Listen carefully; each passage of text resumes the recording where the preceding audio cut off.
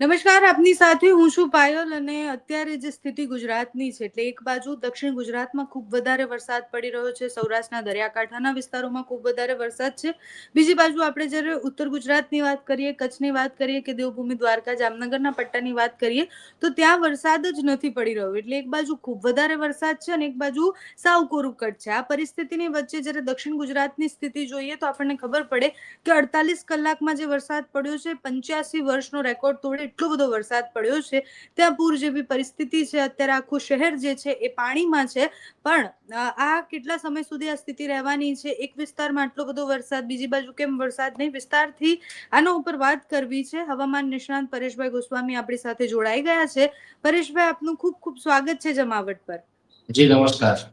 અને પરેશભાઈ, પૂર જેવી સ્થિતિ અત્યારે સર્જન થઈ છે એટલે તમે જોયું હોય તો 48 કલાકમાં દક્ષિણ ગુજરાતમાં ખૂબ વધારે વરસાદ પડ્યો.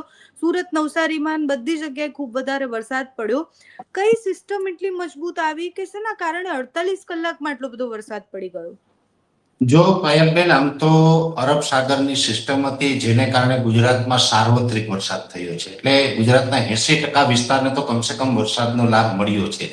ઠીક છે કે દ્વારકા, જામનગર હોય કે જે કચ્છના ભાગો હોય, અમુક ભાગો મોરબી, સુરેન્દ્રનગરના પણ ઘણા બધા ભાગો છે વરસાદથી વંચિત રહ્યા છે.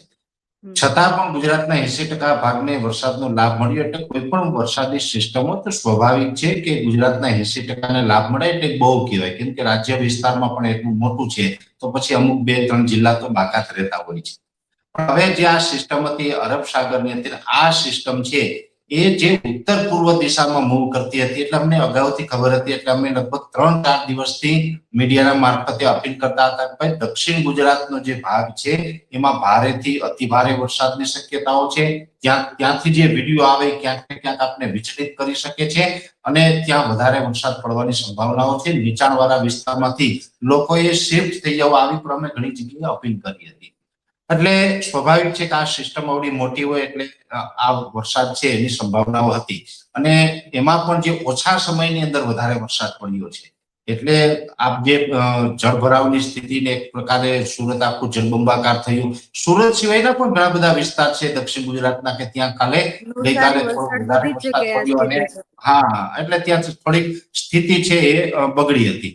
પણ હવે એ સિસ્ટમ છે અત્યારે મહારાષ્ટ્ર અને મધ્યપ્રદેશના અમુક ભાગો ઉપર થઈને ઉત્તર પૂર્વ દિશામાં આગળ વધે છે. એટલે હવે આજે મોડી રાત્રેથી ગુજરાત ભરની અંદર વરસાદ વિરામ લેશે. હવે આપણે વરાપનો માહોલ હશે. હવે વરસાદ છે એની તીવ્રતા તો ઘટશે, વિસ્તારો ઘટશે ને વરસાદ બંધ થશે. એટલે હવે આ સિસ્ટમ આપણી ઉપરથી પસાર થઈ જવાની છે. એટલે હવે આવતીકાલે 9 જુલાઈ 2026 થી રાજ્યની અંદર વરસાદ બંધ થવાનો છે. હવે બંધ થવાનું છે છતાં પણ હું આપને જણાવી દઉં કે આ એક સિસ્ટમ બહુ મોટી હતી. આ કોઈ નાની સિસ્ટમ નહોતી, ખૂબ મજબૂત સિસ્ટમ. અને જમીની લેવલથી ઊંચાઈએ જોવા જઈએ તો 700 એચપીએ લેવલથી આ સિસ્ટમ પસાર થઈ છે. કોઈ પણ સિસ્ટમ છે એ જ્યારે 700 એચપીએ લેવલથી પસાર થાય છે તો પછી એનો અમુક ટકા ભેજ છે એ રહી ગયેલો હોય. એટલે આ ભેજને કારણે અને બીજું કારણ એક છે કે અત્યારે મોન્સૂન ઓફશોર ટ્રફ છે એ સક્રિય છે અને આ મોન્સૂન ઓફશોર ટ્રફ અને ભેજ આ બંનેને કારણે રાજ્યની અંદર કોઈ જગ્યાએ છૂટાછવાયા ઝાપટાઓ છે નોંધાશે 15 જુલાઈ સુધી. બાકી કોઈ મોટો વરસાદ હવે આવવાનો નથી હમણાં હાલ પૂરતો, એટલે એની નોંધ લેવાની. બીજું, હવે પવનની ઝડપમાં વધારો થશે રાજ્યમાં. આજ દિવસ સુધી જે પવનની ઝડપ હતી 14 થી 18 કિલોમીટર પ્રતિ કલાક હતી. પણ હવે આ સિસ્ટમ પસાર થઈ ગઈ છે જે પ્રમાણે અરબ સાગરને એક પ્રકારે ચોખ્ખો થયો છે ને ત્યાંથી હવે જે પવનોની ઝડપ વધવાની છે મુખ્યત્વે લગભગ રાજ્યભરની અંદર પશ્ચિમ દિશાના પવનો હશે. પવનની ઝડપ 14 થી 18 કિલોમીટર હતી, એ જગ્યાએ પવનની ઝડપ વધીને 25 થી 30 કિલોમીટર પ્રતિ કલાક થવાની છે. એટલે પવનની ઝડપ વધશે એટલે પાયલબેન શું થશે, જે વાદળ છે એ પણ વિખાવાનું ચાલુ થઈ જશે.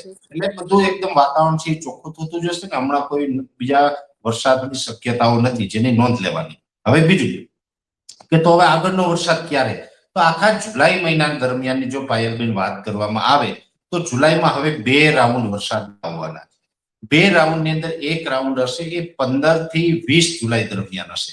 જો કે 15 થી 20 જુલાઈનો રાઉન્ડ હશે એક સીમિત વિસ્તારમાં હશે, બહુ વધારે વિસ્તારને લાભ નહીં આપે અને એમાં વરસાદની તીવ્રતા ઓછી હશે. જ્યાં જુલાઈના પ્રથમ અઠવાડિયામાં સાર્વત્રિક વરસાદ અને અતિ ભારે વરસાદ પડ્યો એવો વરસાદ છે 15 થી 20 જુલાઈમાં નથી પડવાનો. વરસાદની તીવ્રતા ઓછી એટલે કે લગભગ 2 થી 3 4 ઇંચ સુધીના વરસાદ છે એ વરસી શકે, અને એ પણ સીમિત વિસ્તારમાં, બધા જ જિલ્લાઓમાં નહીં હોય. લગભગ ગુજરાતના 30 થી 35% વિસ્તારને 15 થી 20 જુલાઈમાં લાભ મળશે. એટલે એક રાઉન્ડ 15 થી 20 જુલાઈમાં આવવાનો છે. એના પછી પણ પાછો ગેપ આવે અને ત્રીજો રાઉન્ડ છે આ જુલાઈ મહિનાનો, એ આવશે 25 જુલાઈ થી લઈને 31 જુલાઈ વચ્ચે, એટલે કે જુલાઈ મહિનાના એન્ડમાં. એ રાઉન્ડ છે થોડોક મજબૂત હશે અને કદાચ સાર્વત્રિક પણ હશે એવું મને લાગે છે. તે એ રાઉન્ડ છે લગભગ સારો એવો લાભ મળશે. હવે જે અત્યારે બાકી રહી ગયેલા વિસ્તારો છે, ચોક્કસથી એ વિસ્તારના ખેડૂતોને અત્યારે ચિંતા હશે કે અમે તો બાકી રહી ગયા, અમારું શું થશે, વરસાદ થશે કે નહીં. હવે એક પાકું છે કે દુષ્કાળ તો ત્યાં પણ નથી પડવાનું. જામનગર, દ્વારકા હોય કે કચ્છ હોય કે અન્ય વિસ્તાર હોય, વરસાદ આ રાઉન્ડની અંદર ન આવ્યો હોય તો એ પછીના રાઉન્ડમાં આવે. બની શકે કે કદાચ 15 થી 20 માં, 15 થી 20 માં પણ ઓછા વિસ્તારની શક્યતાઓ છે, તો બની શકે કે એમાં પણ કદાચ એ વિસ્તાર બાકી રહે તો જુલાઈના એન્ડમાં પછી એમને વરસાદનો લાભ મળે. પણ અંતે વરસાદ થવાનો છે. આ વર્ષે અલ્નીનોનો પ્રભાવ છે. અલ્નીનોની જે સક્રિયતા છે એને કારણે પણ ક્યાંય ને ક્યાંય વેધર આપણું ડિસ્ટર્બ થયેલું છે. પણ હું આપને પાયલબેન યાદ હશે કે હું આપના માધ્યમથી ખેડૂતોને એક માહિતી આપતો રહ્યો છું. મે મહિનો હોય, જૂન મહિનામાં પણ આપણે એની અલ્નીનોની ચર્ચા કરી હતી. મેં એક વાતનો ઉલ્લેખ કર્યો હતો. ઠીક છે કે અલ્નીનો સક્રિય થવાનો છે, પણ રાજ્યમાં દુષ્કાળ નથી પડવાનો. વર્ષ આપણું મધ્યમ સારું રહેવાનું છે, નબળું વર્ષ નથી થવાનું. એટલે 80%માં તો અત્યારે માહોલ જોવા જઈએ તો અત્યારની પરિસ્થિતિ પ્રમાણે સારું જ છે. 20% વિસ્તારની અંદર નબળું છે, તો એને પણ સમય આવતા વરસાદનો લાભ મળશે, એમને પણ નબળું નહીં રહે અને જુલાઈના એન્ડ સુધીમાં બધાને વરસાદનો લાભ મળશે. હા, એક ચોક્કસ વાત છે કે જેને હવે વરસાદ આજ દિવસ સુધી નથી, જુલાઈના એન્ડ સુધીમાં આવે તો લેટ ચોક્કસથી છે ને એ ખેડૂતોને ખેતી પાકની પેટર્ન ચેન્જ કરવી પડે. મગફળી પછી ન વાવી શકે, કપાસ ન વાવી શકે, એની જગ્યાએ સોયાબીન હોય, એરંડા છે, તુવેર છે, તલ છે, આ પ્રકારના પાકનું વાવેતર કરવું પડે. એટલે વાવેતરની પેટર્નમાં ચોક્કસથી ફેરફાર થશે. બાકી વરસાદ છે બધાને થવાનો છે. અને અત્યારે જ્યાં એક અઠવાડિયાથી વરસાદ વરસતો હતો, બેન, એમાં આજે રાત્રિથી સંપૂર્ણપણે ગુજરાતને વરસાદમાંથી મુક્તિ મળવાની છે અને આવતીકાલથી વાતાવરણ ચોખ્ખું થવાનું છે. વરસાદ બંધ થઈ જશે, માત્ર છૂટાછવાયા ઝાપટા જશે અને પવનની ઝડપ છે એમાં વધારો થવાનો છે. એટલે આ પ્રકારે આપણું જે આપણો જુલાઈ મહિનો છે પસાર થવાનો છે. જુલાઈ મહિનામાં તો તમે કીધું કે હજી 2 રાઉન્ડ બાકી છે, પણ અત્યારે જે વરસાદ પડ્યો આ 3-4 દિવસની અંદર દક્ષિણ ગુજરાત અને સૌરાષ્ટ્રના અમરેલી અને ભાવનગર વાળા પટ્ટામાં ખૂબ વધારે વરસાદ પડ્યો. તો આવી પરિસ્થિતિ આખા ચોમાસામાં ફરીથી થશે કે જ્યારે એકદમ જળબંબાકાર જેવી સ્થિતિ થાય કે પછી પૂર આવી જાય એટલો બધો વરસાદ પડે? જો પાયલબેન, એક વાત ચોક્કસ છે કે વેધર આપણું આખું ફોરવાયું છે, એમાં પણ અલ્નીનોનો પ્રભાવ છે.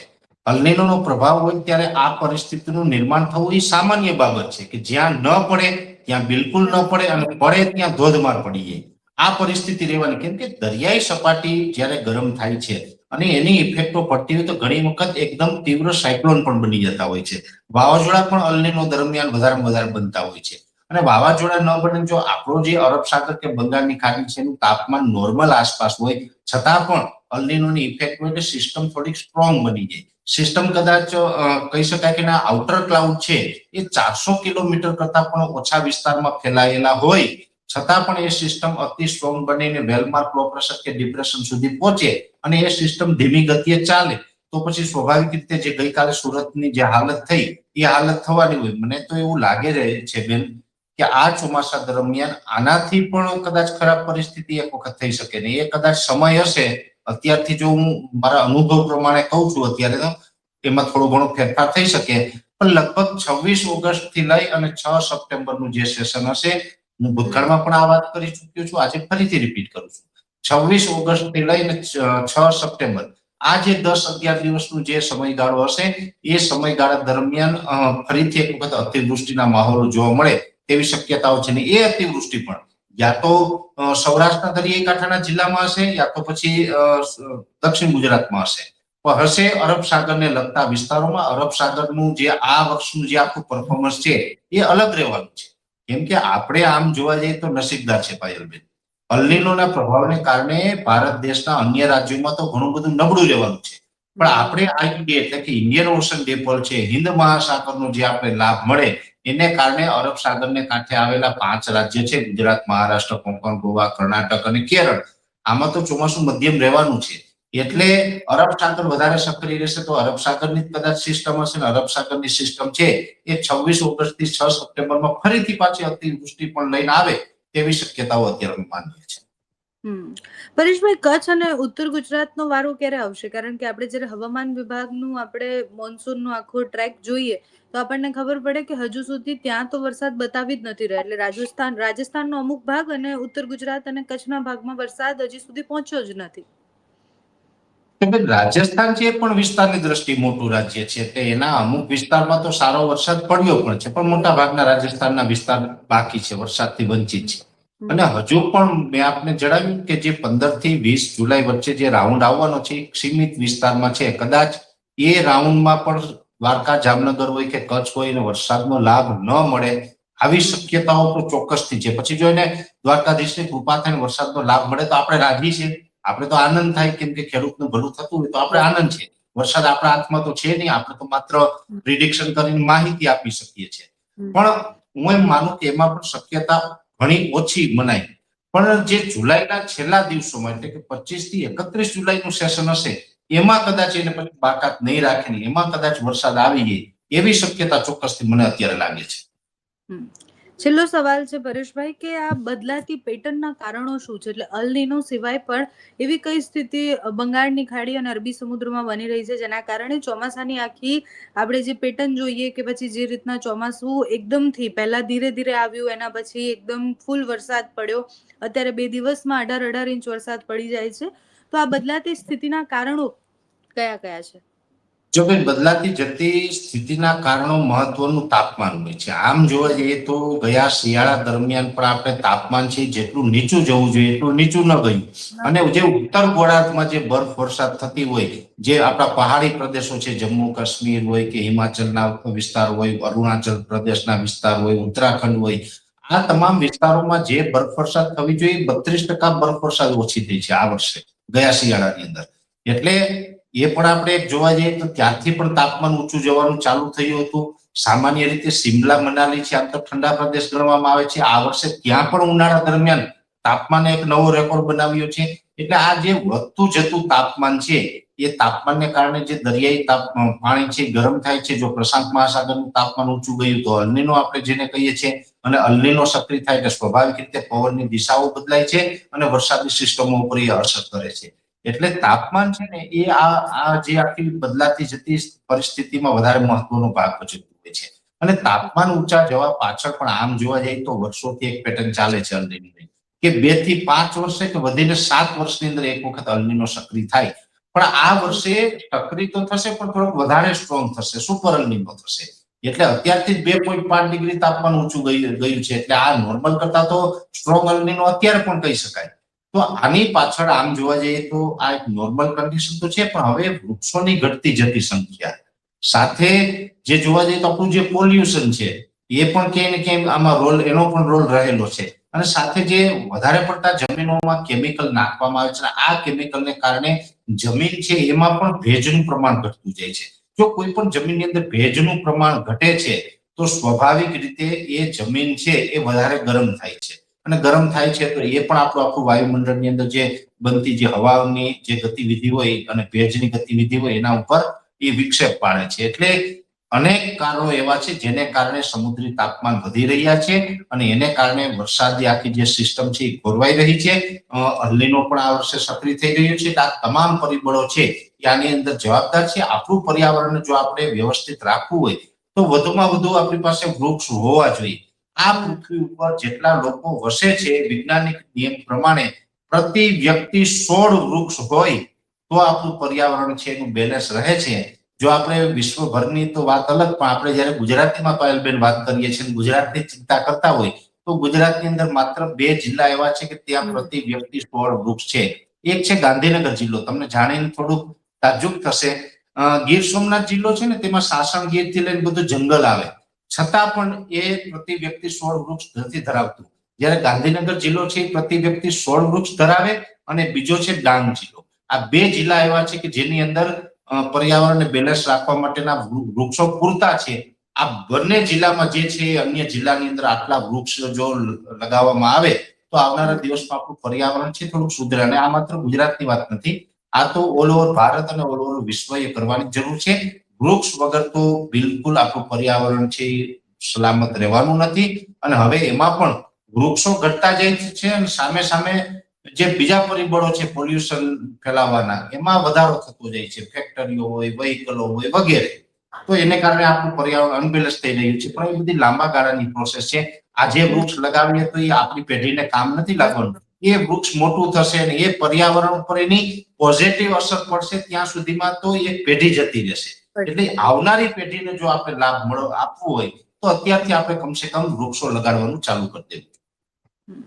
થેન્ક યુ સો મચ પરેશભાઈ, તમે જોડાયા બદલ. અને જે રીતના પરેશભાઈ આગાહી કરી રહ્યા છે કે હમણાં આજનો દિવસ માત્ર અને સાંજ સુધીમાં એ વાતાવરણમાં ફરીથી પલટો આવશે અને જે વિસ્તારોમાં ધોધમાર વરસાદ પડ્યો છે ત્યાંથી હવે વરસાદના વાદળો, અને આખા ગુજરાતમાંથી અત્યારે તો વરસાદના વાદળો દૂર જતા દેખાય છે. બાકી જે પણ માહિતી હશે, હવામાન વિભાગને લગતી જે પણ માહિતી હશે, તમારા સુધી પહોંચાડતા રહીશું. નમસ્કાર.